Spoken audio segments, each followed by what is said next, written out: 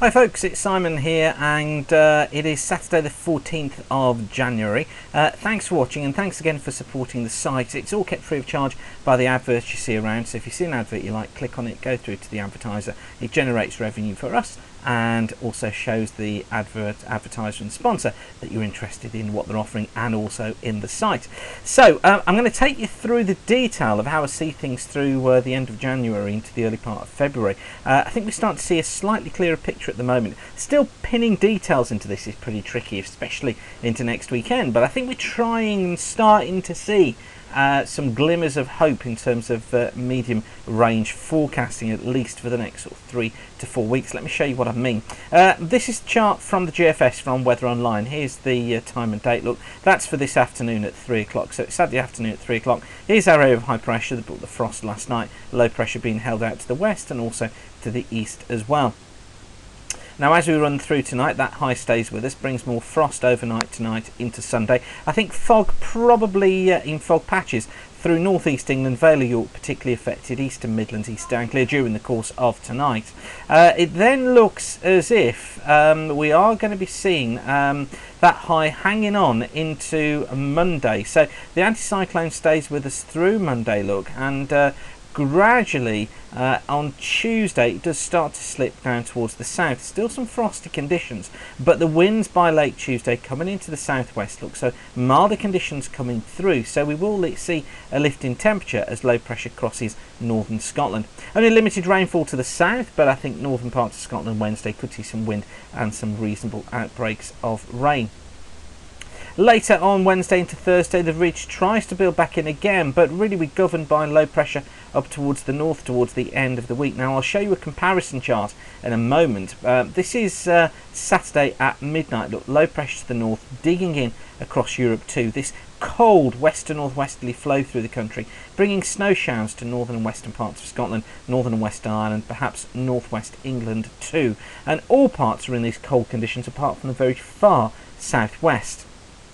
Now after that, the GFS sees us staying in this cold northwesterly with a ridge building out to the west. And really I must say I believe this sort of pattern with this deep trough developing through Europe, and I think that is going to be dominating things as we get into the week after next, and probably we'll find low pressure followed by low pressure, look, coming in from the northwest as we head towards the end of the month. So an unsettled and a cold end to the month, probably some snow over high ground, may even be some at low levels too across Scotland, but I think very little across northern England and southern parts of England too.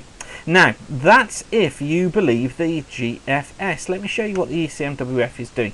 It's actually pretty similar between the two. This is tomorrow, look, there's the area of high pressure.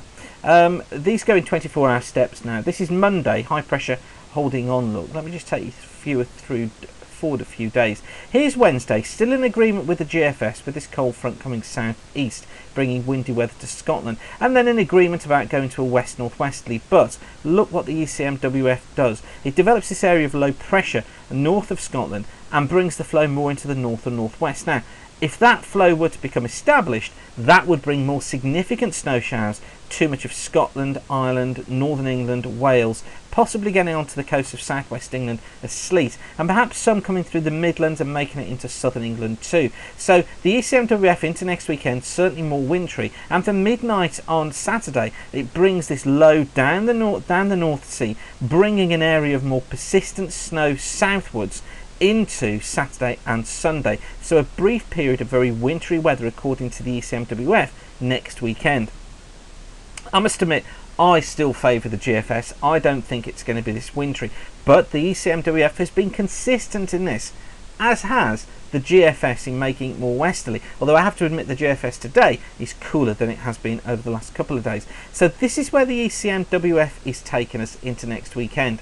Now it kind of raises some questions too as to what goes on beyond that, because if we take a look at the this is the North Atlantic oscillation from the GFS. Notice how it's positive here, look, into the early part of next week. This is those westerlies getting established, and then it drifts to neutral to negative territory with a cooler air coming in. So certainly the westerlies weakening according to the GFS.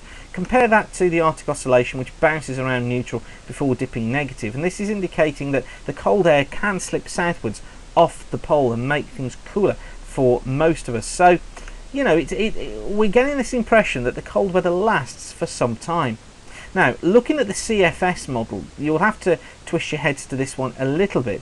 This is the long-range version, essentially, of the GFS. It looks at various different runs that go back 2 weeks and makes a prediction based on that. Now, it takes a little bit to get used to the projection. This is looking at the pole centrally, and the British Isles is here, look, upside down, because it's focusing on the Pacific. But if you can kind of twist your head round and get an idea for this, these are in weekly steps. This is the week 1 from the CFS, from 14th of January to the 20th, which brings our area of high pressure across the country, which is perfectly reasonable as to what we expect. By the way, these are 500 millibar anomalies, so it tells us what's going on in the upper atmosphere. Now, week 2, look, this is a trough that's across the British Isles and west of us. This is the colder, more unsettled wintry conditions with a ridge in the Atlantic. This is a northwesterly flow, and this is why I think the GFS has got this more with this northwesterly flow idea. So it's cold, not huge amounts of snow, most of it for Scotland and western parts of Ireland. And then if we look at week 3 and week 4 from the CFS, look, these are the interesting ones. This takes us into the end of January, beginning of February. The trough returns, look, so that would put us back into colder conditions. And then the beginning of February, the trough is out to the west of us, and we get a quite a big area of high pressure building across Scandinavia with a southerly flow bringing milder conditions across the country, although this would need to be watched, because if that went southeasterly, that could be cold. Now, what I'm getting from this is that we are going to see cool weather next week and into next weekend. I then think that the temperatures, it could go cold next weekend as well, but I then think the temperatures rise a little into the week after next. But I then think that they come off again around about the 24th, 25th of January. We go cold. We could see snow showers during that period, and for me, that's the period between the 25th of January and about the 3rd or 4th of February that we're more likely to see a substantial outbreak of snow across the country. Although I don't think it's going to be widespread, and I think it would only be showery in nature. I then think into the beginning to the middle of February, temperatures will gradually be picking up as spring arrives with this trough out towards the east, and I think we'll see some rain across western areas, but out towards the east of the country where the high pressure is, I think we stay drier. So I do think we've got some frosty weather on the way into the early to middle part of February, snowy at the end of January, beginning of February, potentially in the form of snow showers, and just bouncing up and down between normal and below normal temperatures for the next couple of weeks in January. So I hope that's been useful for you, and I hope that's made things a little bit clearer. Thanks for watching, and do keep the sun shining.